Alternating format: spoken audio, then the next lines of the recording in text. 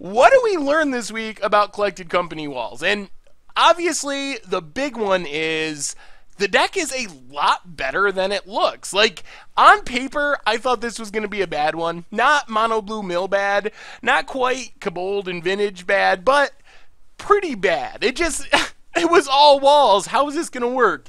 And honestly, it worked pretty well. We won a lot of games with it. It was much more consistent than I imagined for making a ton of mana, and we were casting like turn 5 Emeralds pretty regularly, and all around, it ran much smoother than I thought it would. I figured that we would not be able to beat fast combo-y decks, especially like in fact because it has flyers and we can't block them.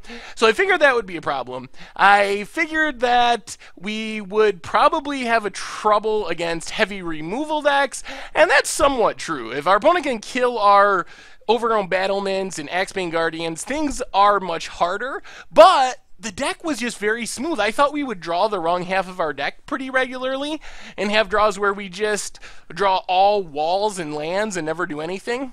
But I think the secret is we have way more payoff cards than it looks like.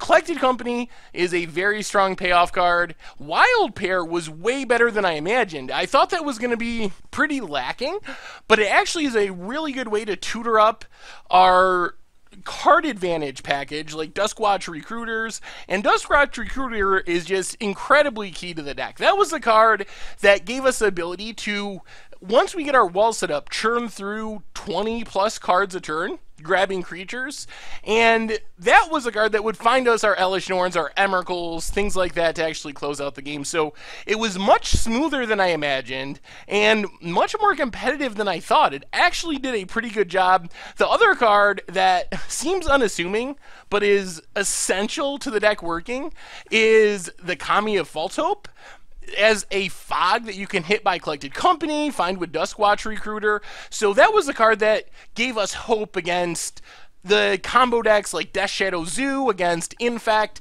by just sitting on the battlefield and making it so if our opponent's going to throw Become Immenses and double strike spells at their creatures, we can fog them for a turn, and that's a really huge play. So it keeps our opponent from being able to do that. And since we have these big walls, we just kind of block their stuff. If our opponent ever decides to go all in, then we fizzle it with the fog. So Kami and Duskwatch are really the two keys to the deck.